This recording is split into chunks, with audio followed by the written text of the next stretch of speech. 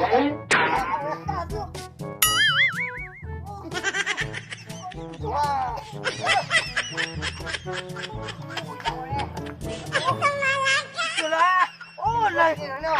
chết ô, là chết rồi ô. Ê, cho anh nó cái kia này.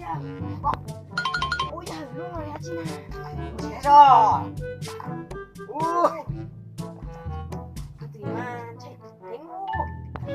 Ô nó chỉ một hậu mùng kia. Ui, cái này.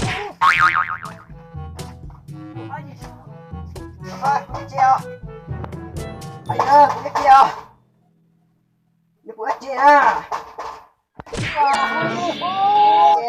Dân tộc cũng không vậy. Dân tộc từ thế nào? Khoai sợ giọt ra đi. Ôi là nè. Giọt mà. Hãy nhập sợ ra. Ô.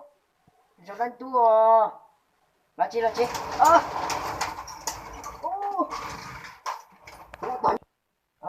Mà mua rõ từ với nhau thôi.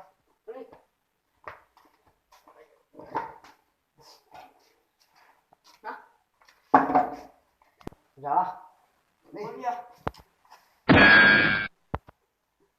Ôi à, trời nhắc thế à. Nhắc từ trên cũng chưa dùng nho sẽ sợ một ta. Ôi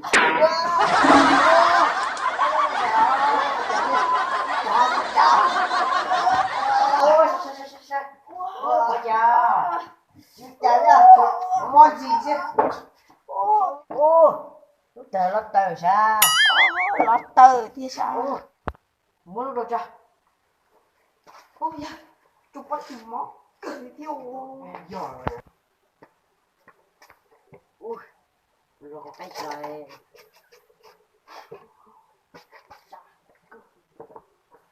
Ôi nhau. Đọc vào này. Ôi, nhau nọ. Lúc thảo một chua ha. Chua đi nè, chị chua hay rồi. Cho xa mà chị vô thì thiêu. Món cười nha. Ủa, áo thầm bà, mình tôi là nó mất chưa? Sao tôi giọng lên cho mừng thả xuống câu là. Wow. Ồ, mình thả xuống câu hả? Nhỏ mà. Thả mắt thật cho xinh cầu xinh nào. Đúng á. Một hỏi tiền à. Hỏi tiền cũng tàu mà hỏi tiền bếp cho nó. Thả con thả cho xinh hỏi tiền cũng một tàn thọ. Ồ, chị mua. Tại kỹ như môn trả khư bảo lúc nó rong dầu món nào nè lúc là món rong là chơi sâu của rong hò rong món cơ xa cảm ơn rồi gì hò đấy chứ để đúng không một trận bạn như là lúc nào tại kỹ vô nào mà ốc bộ đô la đĩa ho kỹ rồi thế nào kỹ ho kỹ thì có tao món này hả tao trong mà trong cửa ui ini cả mua gì bị giọng lúc đó mình thế vô đùa nè tao cả mà tất nhiên bộ bao lúc họ chờ mua cho nó là tao bao đấy à bao nhóc chả có hả phun đằng sau chút đi hò như bố một tàu à là lúc nào chưa à là thế lần này là cái một đó to lớn đấy à giò à chạy một tàu hay giò à nhưng mà lúc nào mà mình hãy chấp lại bây giờ đi như một cả ức tí nữa cho mình vô cửa trong đó lúc chi là chỉ có lúc tụi bà lúc con đồng tụi bà đâu mà vậy là có một cả khởi ước tí cho mình để trong đó chị cả cả cơ cô hay kia cả cơ ôi ta ta kỹ tôi chán là trong đó muốn đi tao mà nhớ ít mùa muốn lên cho tôi đi muốn lên cho tôi đặt cái tao chết đây mà tôi dùng chết mà yo nó nhỏ rồi chứ ha ôi nó chỉ có mùi cái thành cái chuột thôi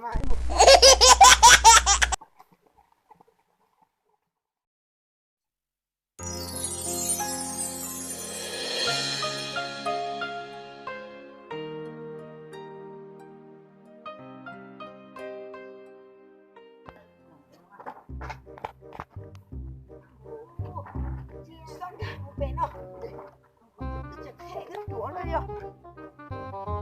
Ô, ai nhìn nó cũng kìa.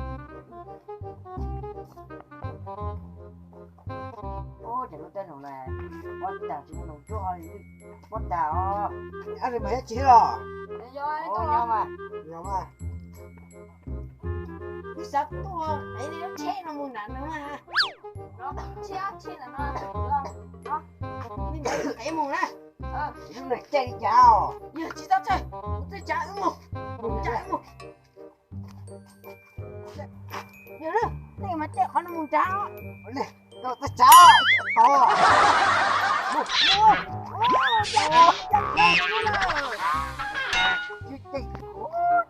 Chị tao cho rõ vậy thôi. giờ cái ba.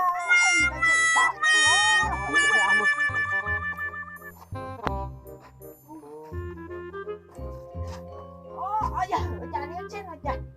Trả cho nó nè. Trong tên này là cái mù xịt tao đây. Ô, trả đi cha. Cái kia nó vậy trả.